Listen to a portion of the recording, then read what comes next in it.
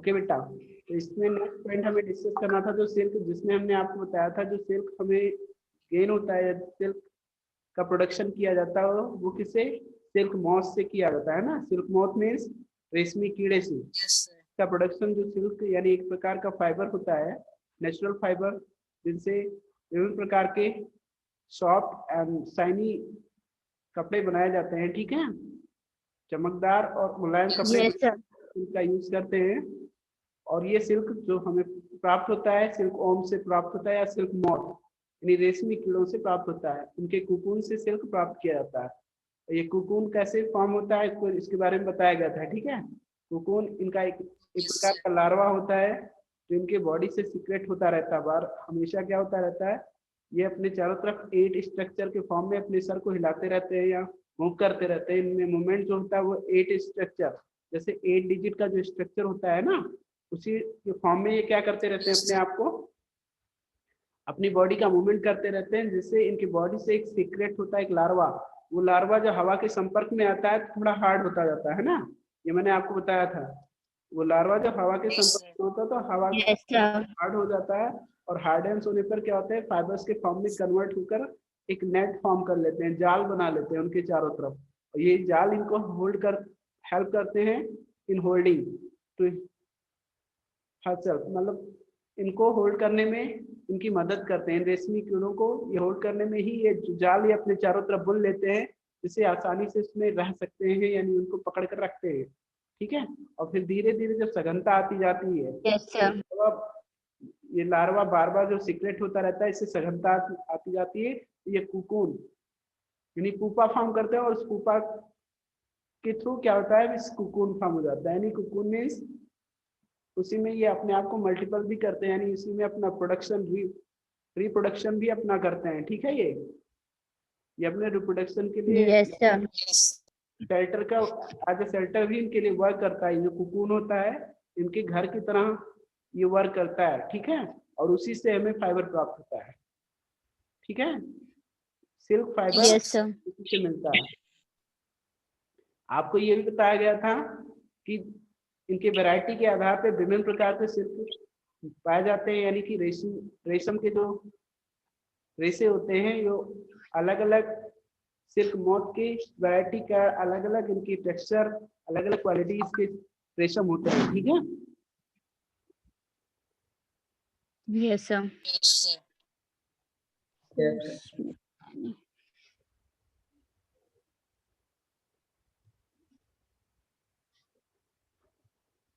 चलिए ठीक है, अब बात आती है, ये पॉइंट हमने आपसे डिस्कस किया था। The silk yarn is obtained from the cocoon of the silk moth. There is a variety of silk moth which look very different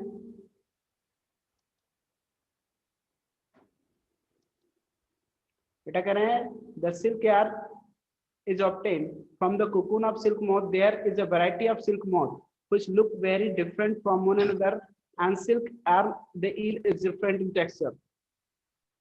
बेटा कह रहे हैं there is variety in silk moth, यानी रेशमी कीड़ों के बहुत प्रकार की विविधता होती है, इनमें बहुत अधिक विविधता पाई जाती है, जिसके कारण जो इनसे रेशम की जो पैदावार होती है, यानी जो इनसे प्राप्त होने वाले रेशम होते हैं, उनमें भी विभिन्न प्रकार के विविधताएं पाई जाती हैं। ठीक है, वो टेक्सचर में, कोश में अलग अलग उनकी विविधताएं होती है। इनकी विविधताओं के आधार पर विभिन्न प्रकार के सिल्क होते हैं, जिसमें tussar silk, muga silk, kosa silk, etc ये सब आते हैं। ठीक है, 10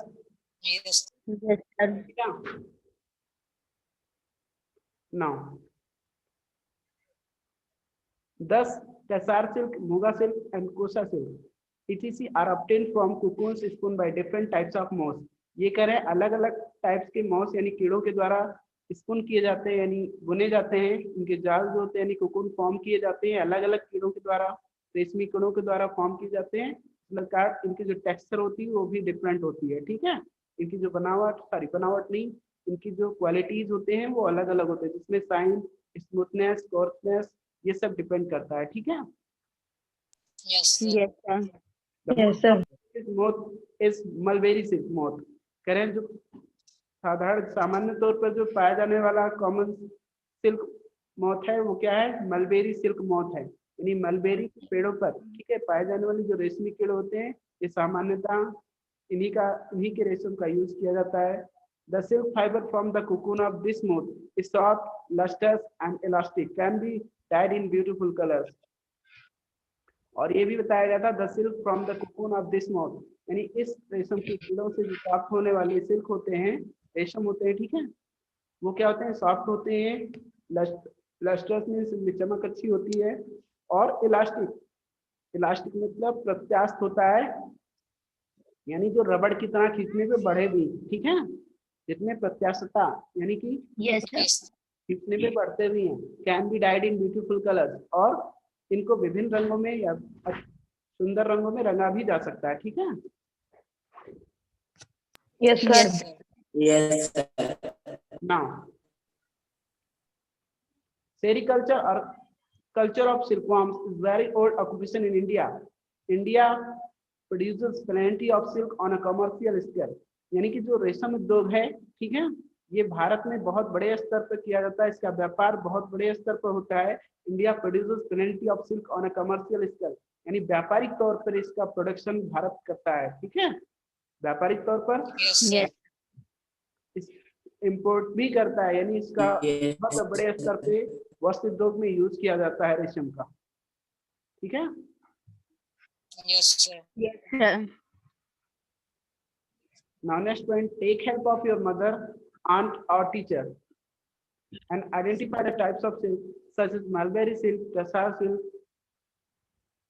and ERT. Yes, beta. Tassar silk, ERT silk, Muga silk, etc. Compare the texture of these silk with that of the agriculture silk. Sorry, artificial silk. Pieces which contain synthetic fibers. Try and collect pictures of different moths whose caterpillars provide the various types of silk. बेटा आप कह रहे हैं कि आप अपने घरों में जो आपकी माएँ आपकी जो आंटी हैं, वो जो विभिन्न प्रकार की साड़ियाँ पहनते हैं, उनके सिल्क को पहचानने की कोशिश कीजिए, किस प्रकार के सिल्क हैं, मलबेरी सिल्क है या टैसार सिल्क से बने हुए हैं अथवा मोगा सिल्क जो भी है। Compare the texture of this silk with that of the artificial silk pieces, और फिर इनको आर्टिफिशियल सिल्क पीसेस से, आपको पता है आर्टिफिशियल सिल्क भी फॉर्म किया जाता है, उनसे कंपेयर करके देखिए क्या इसके टेक्सचर्स में क्या डिफरेंसेस होते हैं, इन सबको कंपेयर कीजिए, ठीक है। Try and collect pictures of different whose caterpillars provide the various type of silk। कह रहे हैं कोशिश कीजिए इकट्ठा करने की उन कीड़ों के पिक्चर्स को, ठीक है, जो विभिन्न प्रकार के सिल्क को प्रोड्यूस करते हैं, ठीक है। Yes, sir. Now activity 3.6, take an artificial synthetic silk thread and a pure silk thread। बेटा कह रहे हैं इसमें आपको क्या करना है, एक आर्टिफिशियल सिल्क थ्रेड लेना है, एक कृत्रिम रेशमी धागा, और एक प्योर सिल्क थ्रेड यानी नेचुरल सिल्क थ्रेड लेना। बर्न दिस थ्रेड केयरफुली, दोनों को ध्यान पूर्वक जलाइएगा, सावधानी पूर्वक। Did you notice any difference in smell while burning? आप देखते हो दोनों जब जलाते हैं तो क्या आपको दोनों के जलाने पे उनके स्मेल्स में कुछ डिफरेंसेस नजर आते हैं? Now burn a woolen fiber carefully. Did it smell like burning of artificial silk or that of pure silk? Can you explain why? बेटा कह रहे हैं सेम एज आप क्या करोगे, एक वुलन फाइबर को भी इसी के साथ जलाइएगा, क्या उसके जो गंध होती है जलने पर वो आर्टिफिशियल सिल्क की तरह होती है या प्योर सिल्क आपने जो जलाया था उसकी तरह उसकी गंध होती है? तो जाहिर सी बात है प्योर सिल्क का जो गंध होगा वही होगा woollen silk, sorry woollen fibre की भी गंध वैसी ही होगी। क्यों? Because both are the natural fibres, दोनों ही कैसे हैं, नेचुरल और एनिमल्स प्रोवाइडिंग फाइबर हैं, ठीक है, एनिमल्स Yes, sir. हैं, तो दोनों की गंध एक जैसी होगी। To remember when the cocoon stage is reached in the life history of the silk moth, try and the following activity। बेटा कहें to remember when the cocoon stage is reached in the life history of the silk moth, try the following activity। ये ध्यान देने के लिए हमें in activity को कि किस तरह से एक कुकून फॉर्म करता है, किस तरह से जो कैटरपिलर होता है कुकून फॉर्म होता है, इस चीज को जानने के लिए हम इस एक्टिविटी को करते हैं। एक्टिविटी 3.7 ये बताइए। एक्टिविटी 3.5 हमने नहीं रेट किया क्या?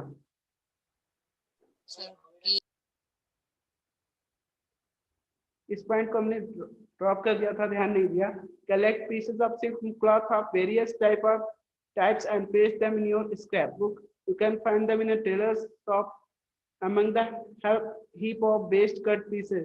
वही बात कर रहे थे कि आप कपड़ों के टुकड़ों को इकट्ठा कीजिए, रेशमी कपड़ों के टुकड़ों को इकट्ठा कीजिए और टेलर की दुकान से आप ऐसे कपड़े के टुकड़े प्राप्त कर सकते हैं, ठीक है। फिर इनको अपनी स्क्रैप बुक में स्टिक करना था, पेस्ट करना था। Now activity 3.7 photocopy. Figure 3.9 cut out pictures of these stages of life history of the silk moth.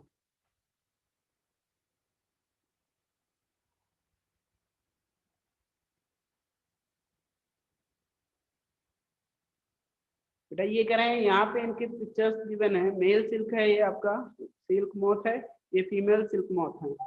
अब यहाँ पे adult silk moth,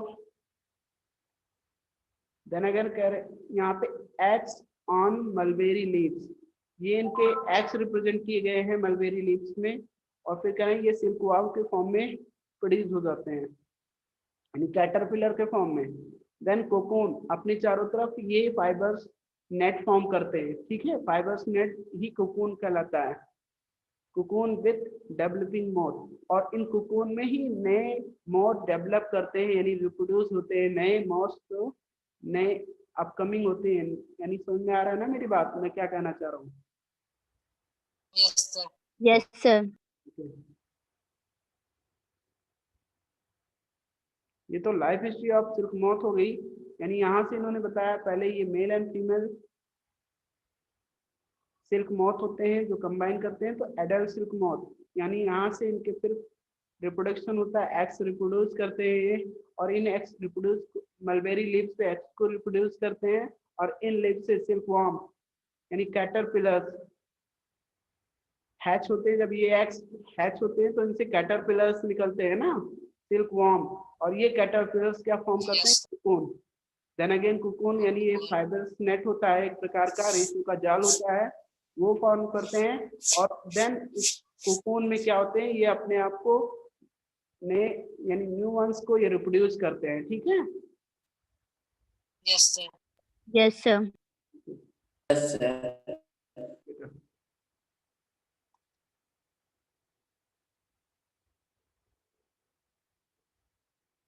Yes, beta.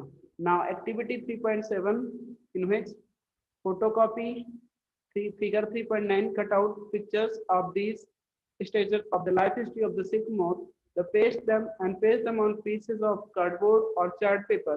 Jumble them. Now try and arrange the stages in correct sequence in a cyclic form. Whenever does it fastest wins. You may also describe the life history in your own words. Write it down in your scrapbook. बेटा इसमें कह रहे हैं जितने pictures यहाँ पे show किए गए थे, इन पिक्चर्स को क्या करना है, आप इनका फोटोकॉपी करा लीजिए। फोटोकॉपी मतलब समझ रहे हो ना, जीरोक्स की बात कर रहे हैं। जीरोक्स करा के इनको एक एक पिक्चर को कट करके निकाल लीजिए, ठीक है। सारे पिक्चर्स को कट करके निकाल लीजिए, और फिर इनको जंबल ऑर्डर में यानी कि इधर उधर पेस्ट कर दीजिए। इनको करेक्ट ऑर्डर में मत पेस्ट कीजिए। फिर आप क्या करना है, इस क्वेश्चन को आपको ये आपस में कंपटीशन के लिए एज ए कंपटीशन लेकिन इस गेम को मतलब इस क्वेश्चन को सॉल्व करने के लिए क्या करेंगे, मतलब एज ए कंपटीशन इसको ट्रीट करते हैं। मान लीजिए ये प्रतियोगिता होती है कि सबसे जल्दी जो इसको सेट कर लेगा करेक्ट ऑर्डर में वो गेम को जीत जाएगा, ठीक है। ऐसे करने के लिए बोल रहे हैं, और इस तरह से आप इनकी लाइफ हिस्ट्री के बारे में एक मीनिंगफुल वे में आप इसको अंडरस्टूड कर जाएंगे, ठीक है। Yes sir. इसके अलावा इन्होंने कहा you may also describe the life history in your own words, right it down in your scrap book. अपने शब्दों में भी इनकी लाइफ हिस्ट्री को आप बयां कर सकते हैं, और इसको अपने शब्दों में ही अपने स्क्रैप बुक में लिख लीजिए, ठीक है। कोई बात नहीं, आप कर लेंगे इसको। Now in India, now in India, women are significantly involved in various kinds of industries related to silk production. These are rearing of silkworms, rearing of reeling of silk from cocoons and processing of raw silk into fibers. By their enterprise, they contribute to nation's economy. China leads the world in silk production. India also ranks among the leading silk producing countries. यानी भारत में महिलाएं silk production में एक अग्रणी भूमिका निभाती हैं। बेटा रेशम उद्योग में महिलाओं का एक अहम योगदान है भारत में, ठीक है, पहचान है। दीज आर रेयरिंग ऑफ सिल्कवॉर्म्स, कह रहे हैं ये सभी पार्ट्स में इनकी सहभागिता है, चाहे वो भेड़ पालन हो, सॉरी भेड़ की बात नहीं कर रहे, रेशम पालन हो, रीलिंग ऑफ सिल्क फ्रॉम कुकून्स, यानी उनके कुकून से सिल्क की रीलिंग करना हो, रीलिंग मतलब उनको धागे नुमा फॉर्म में परिवर्तित करना, processing of raw silk into fabrics, उसके बाद उन कच्चे रेशम को फैब्रिक्स के फॉर्म में यानी कपड़ों के रूप में परिवर्तित करना, ये सब वर्क में यानी सारे पार्ट्स में महिलाओं का अहम योगदान है, ठीक है। By their enterprise they contribute, yes बेटा, by their enterprise they contribute to their nation's economy, और ये अपनी योगदान से क्या करते हैं, देश की अर्थव्यवस्था में मदद देते हैं या सहभागिता करते हैं, ठीक है, देश की अर्थव्यवस्था को मजबूत बनाने में सहभागिता देते हैं, ठीक है। चाइना प्रोडक्शन, दुनिया में सबसे ज्यादा रेशम का उत्पादन चाइना में होता है, यानी China lead the world in silk production, यानी रेशम उत्पादन में चाइना का प्रथम स्थान है। India also ranks among the leading silk producing countries, Bharat भी रेशम उत्पादन करने वाले देशों में अग्रणी देशों में से एक है, ठीक है, रेशम उत्पादन करने वाले अग्रणी एक है। नाउ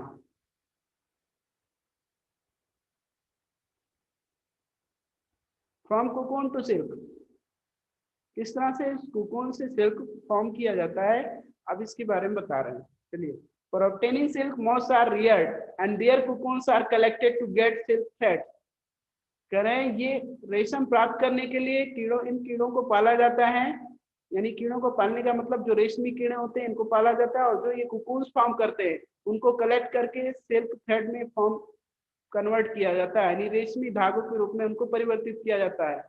उन कुकून से ही रेशमी धागे प्राप्त किए जाते हैं। नाउ रियरिंग सिल्कवॉर्म्स, बात आती है रेशम कीड़ों का पालन कैसे किया जाता है, इसके बारे में बता रहे हैं। A female silk moth lays 100 of eggs at a time. बेटा कह रहे हैं एक फीमेल सिल्क मोथ जो होता है वो एक बार में कम से कम 100 से ज्यादा अंडों को देती है। फीमेल सिल्क मोथ जो होती है यानी रेशमी कीड़ा जो होते हैं फीमेल, वो क्या होता है एक बार में 100 से ज्यादा अंडों को एक बार में देती है। The eggs are stored carefully on a strip of cloth or paper and sold to silkworm farmers. कह रहे हैं इनके अंडों को बहुत सावधानी पूर्वक किसी कपड़े के अथवा किसी पेपर की पट्टी पर, ठीक है, रखा जाता है and sold to silkworm farmers, और ऐसे किसानों को बेचा जाता है रेशमी कीड़ों का पालन करते हैं, ऐसे किसानों को बेच दिया जाता है, ठीक है। The farmers keeps eggs under hygienic condition and under suitable condition of temperature and humidity, और फिर जो ये किसान क्या करते हैं इनको यानी इनकी हाइजीनिक कंडीशंस में रखते हैं जिससे इनका ग्रोथ हो सके, जिससे डेवलप हो सके, ऐसे कंडीशंस में रखते हैं इनको। ऐसे कंडीशंस रखने का अभिप्राय ये है टेम्परेचर एंड ह्यूमिडिटी उनके अनुसार ही होती है, यानी उनका तापमान और नमी उसी हिसाब से रखी जाती है जिससे ये क्या हो सके, इन एग्स से सिल्क मोथ डेवलप हो सके, कैटरपिलर्स डेवलप हो सके, ठीक है। Yes sir. Now the eggs are warm to suitable temperature for the larva to hatch from eggs. फिर ये अंडे जब गर्म होते हैं तो ये कह रहा है warm to a suitable temperature, यानी उपयुक्त ताप तक इनको गर्मी दी जाती है for the larva to hatch from egg, ताकि इनके अंडों से जो लार्वा निकले, इनके अंडों के टूटने से वो लार्वा निकले और उन लार्वा से क्या निकलेंगे, कैटरपिलर। ठीक है, this is done when mulberry trees, और ये सब कह रहे हैं मलबेरी ट्रीज पर किया गया, दिखाया गया आपको फिगर 3.10 में दिखाया गया। पॉइंट नंबर बी क्या है, bear a fresh crop of leaves, the larva called caterpillars और silkworms bear a fresh crops of leaves. ओ, इस मलबेरी ट्रीज की बात करते हैं, bear a fresh crops of leaves, यानी इनकी पत्तियों पर ही ये अंडे लेज करते हैं, यानी अपने अंडे देते हैं। ठीक है, और उन अंडों से जब हैच होते हैं, यानी उपयुक्त गर्मी पाकर ये हैच होते हैं, तो उनसे लार्वा सिक्रेट होता है, वो लार्वा ही कैटरपिलर फॉर्म करते हैं। देखिए, द लार्वा कॉल्ड कैटरपिलर्स, यानी जो लार्वा होते हैं वो क्या होते हैं, कैटरपिलर्स, यानी कीड़ों के ही बच्चे होते हैं, मतलब वो समझ, और सिल्कवर्म्स यानी वही कीड़े ही होते हैं। ठीक है, रेशमी कीड़े ही होते हैं। Eat day and night and increase yes beta, enormously, yes beta, enormously in size, enormously in size। बात ये है, कह रहे हैं the cat larva called caterpillars और silkworms eat day and night and increase enormously in size। जो ये caterpillars होते हैं या सिल्कवर्म्स होते हैं जो लार्वा के थ्रू फॉर्म हुए हैं, ईट डे एंड नाइट, ये दिन रात खाते हैं, यानी उसी पत्ती पर अपना सर्वाइवल डिपेंड करता है। इनकी पत्तियों, मलबेरी ट्रीज की पत्तियों को खाकर ही दिन रात खाकर क्या होते हैं, अपनी साइज को दिन रात खाकर बढ़ाते रहते हैं, और उनसे लार्वा सिक्रेशन होता रहता है। इनसे भी क्या होता रहता है, लार्वा सिक्रेशन होता रहता है। ठीक है, यस सर। Yes, sir. यहाँ पे 3.10 में दिखाया गया है इस तरह से फीमेल सिल्कवर्म मोथ जो होती है, सिल्कवर्म मोथ विथ एग्स, यानी कितने 100 से ज्यादा अंडों को यहाँ पर रिप्रेजेंट किया गया है फिगर नंबर ए में। ये क्या करते हैं, बी पॉइंट नंबर कहा गया है इसका, ये मलबेरी ट्रीज, ये यहाँ पे दिखाया गया है, इनकी पत्तियों को लीफ ऑफ मलबेरी, इन्हीं पर ये लेज करते हैं, अपने एग्स को अंडों के इसी पत्तियों पर देते हैं। देन सी पॉइंट में कह रहे हैं larva caterpillar silkworms feeding on mulberry leaves, और जो ये कैटरपिलर्स होते हैं, यानी लार्वा के थ्रू फॉर्म हुए कैटरपिलर्स होते हैं, ठीक है, ये इन्हीं पत्तियों पर अपनी फीडिंग करते हैं, यानी अपना भरण पोषण इन्हीं पत्तियों के द्वारा करते हैं। ठीक है, now yes sir. Yes sir. और देन अगेन क्या करते हैं, ये कोकून्स फॉर्म कर लेते हैं। Cocoons means fibery net, a type of net of fibres. ठीक है, yes sir.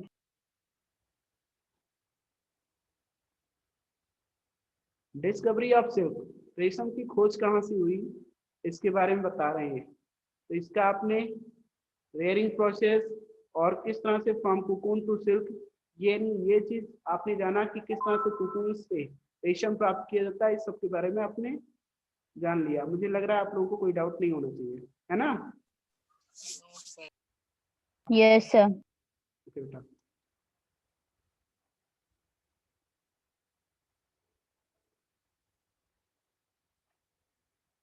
Now next point is discovery of silk. बेटा किस तरह से इस रेशम की खोज हुई, इसके बारे में जानते हैं। The exact time of discovery of silk is perhaps unknown.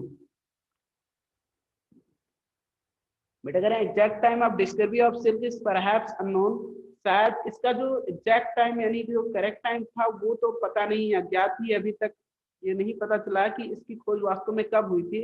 लेकिन कह रहे हैं according to an old Chinese legend, एक महान चाइनीज नागरिक के द्वारा, या चाइनीज, एक second, according to an old Chinese legend, the Empress Xi Longxi was asked by the Emperor Huang Ti to find the cause of damaged leaves of mulberry trees growing in their garden.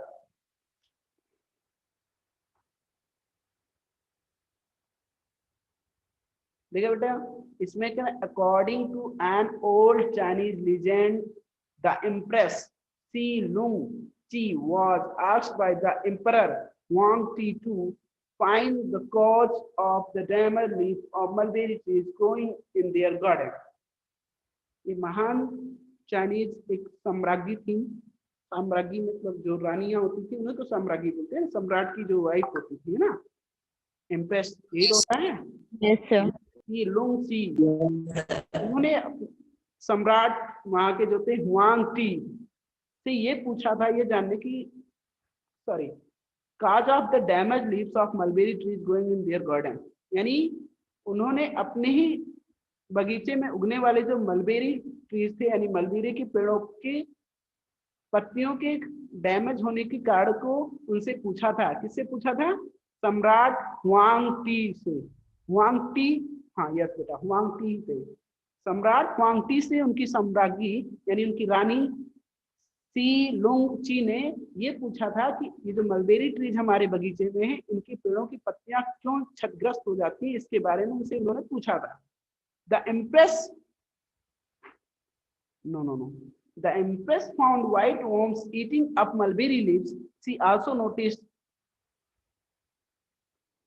No. Chinese legend, the Empress Lung she was asked by the Emperor Huang Ti to find the cause of damaged leaves of mulberry trees growing in their garden. ये कहा गया था वहां के सम्राट के द्वारा, sorry मैंने शायद इसको मीनिंगफुल नहीं बताया, थोड़ा सा इधर उधर किया हूं मैं। According to an old Chinese legend, the Empress Si Lung Chi was asked by the Emperor Huang Ti to find cause of the damaged leaves of mulberry trees growing in their garden. Means ये था बेटा कि वहां के सम्राट जो थे Huang T, उन्होंने अपनी रानी यानी सम्राज्ञी जो थी सी लुंग ची से ये जानने के लिए कहा था कि आप पता कीजिए, correct, find the cause of damage, हमारे बगीचे में जो मलबेरी के पेड़ हैं उनके पत्तियों के क्षतिग्रस्त होने के क्या कारण है, आप पता कीजिए इसको। ये सम्राट ने अपनी रानी यानी जो अपनी साम्राज्ञी थी सी लुंग से ये जानने के लिए कहा था। ठीक है, अब बात आती है, the empress found white worms eating up mulberry leaves.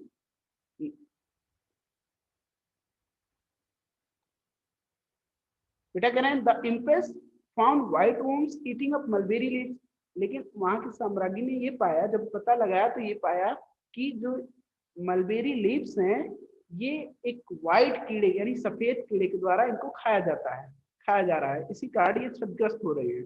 She also noticed that they were spinning tiny cocoons around them. इन्होंने ये भी पाया कि ये क्या कर रहे हैं, इन पत्तियों के चारों तरफ एक साइनी कुकून्स यानी चमकदार कुकून्स भी इसके चारों तरफ बुन रहे हैं, स्पिन कर रहे हैं। ठीक है, accidentally a cocoon dropped into her cup of tea.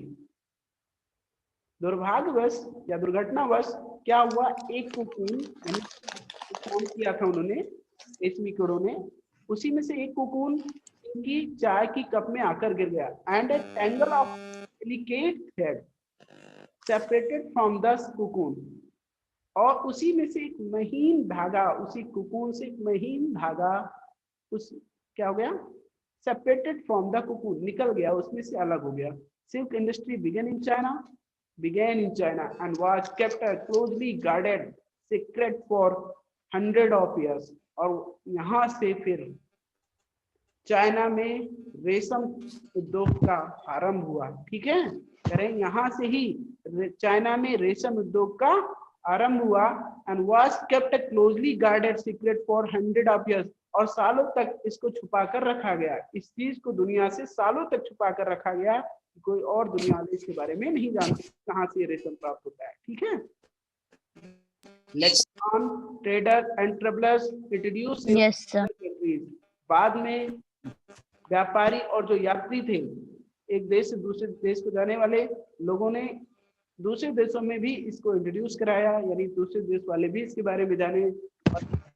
The route they travelled is still called the silk road, और जिस रूट से यानी जिस रास्ते से होकर जाते थे ये व्यापारी या जो यात्री थे उसे सिल्क रोड बोला जाता था।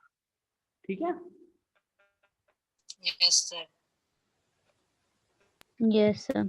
Now next point is the larvae are kept in clean bamboo trays along with fresh.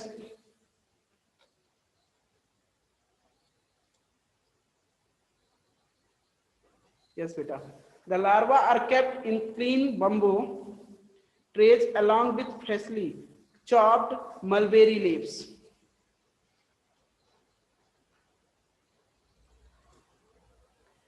बेटा कह रहे हैं जो लार्वा होते थे यानी इनके जो सीक्रेट होते थे, हैच होते थे, जो एग्स उनसे जो लार्वा निकलते थे, इनको बहुत ही सावधानी पूर्वक करें क्लीन बम्बू ट्रेज यानी कि बांस के ट्रेज बनाए जाते थे। ट्रेज बनाने का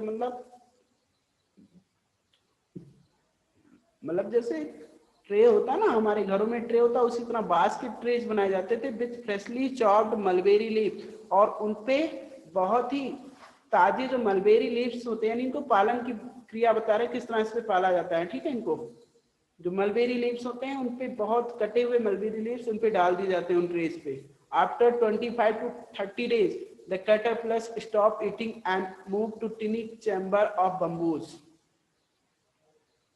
in the tray to spin cocoons।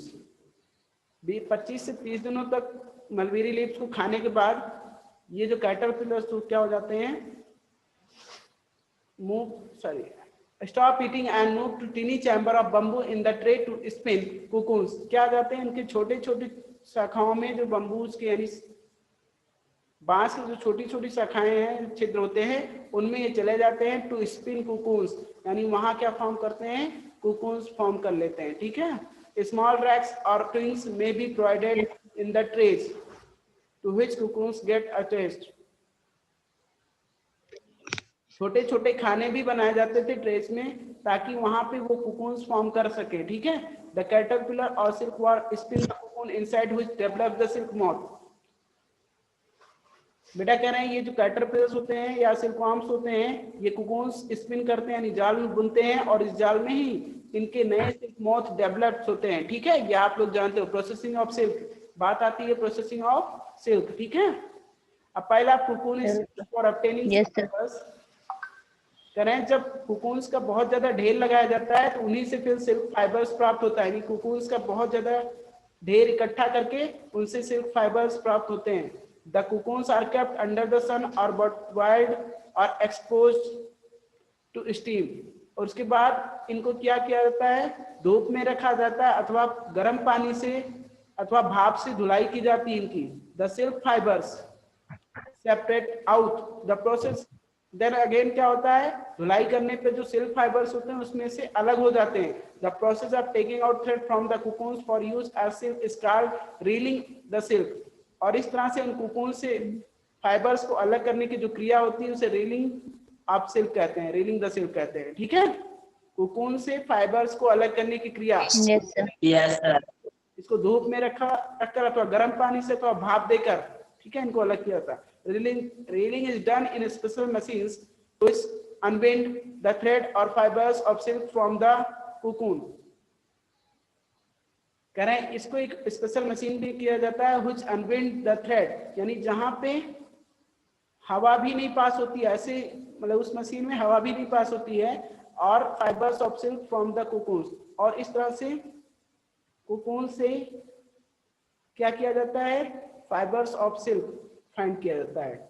Silk fibres और then spin into silk thread, और उन फाइबर से इनको धागों के रूप में परिवर्तित किया जाता है, रेशमी धागों के रूप में, which are woven into silk cloth by weavers। और उसके बाद बुनकरों द्वारा इनको रेशमी कपड़े के रूप में बुनकर तैयार किया जाता है। Okay, now chapter number 3। अब हम लोगों ने चैप्टर नंबर 3 कंप्लीट कर लिया, इसको आप लोग एक बार फिर से पढ़ लेना। ठीक है, नेक्स्ट डे आपका क्वेश्चन आंसर डिस्कस किया जाएगा। ओके बेटा? Yes, sir. Yes, sir.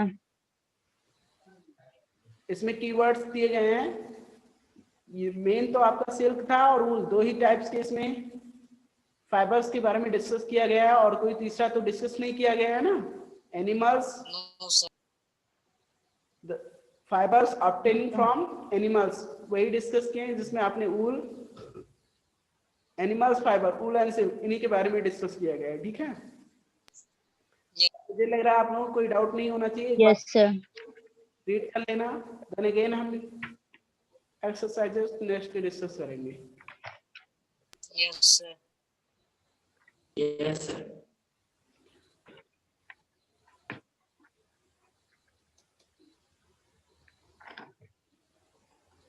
बात आती है, देखिए बेटा, कीवर्ड्स दिए गए हैं, कीवर्ड्स में जानते हो कुकून, ये सब आप लोग सर्च कर लेना। कुछ की word meaning, Hindi meaning clear नहीं है, लेकिन आप लोग सर्च करके राइट कर लेना, ओके? नहीं होगा तो हम नेक्स्ट क्लियर कर देंगे जो होगा, okay? Yes, sir. Second. Yes, sir.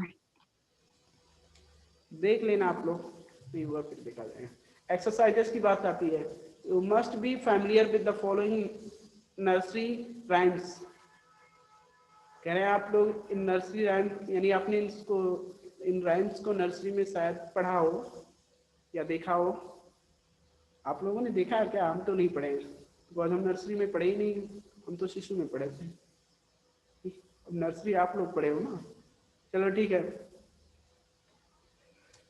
कह रहे हैं बाबा बाबा बा, क्या है भाई? Baa baa black sheep have you any wool. ये आप लोगों ने आगे क्या करें? Mary had a little lamb whose fleece was white as snow. Oh. Answer the following. Which parts of the black sheep have wool?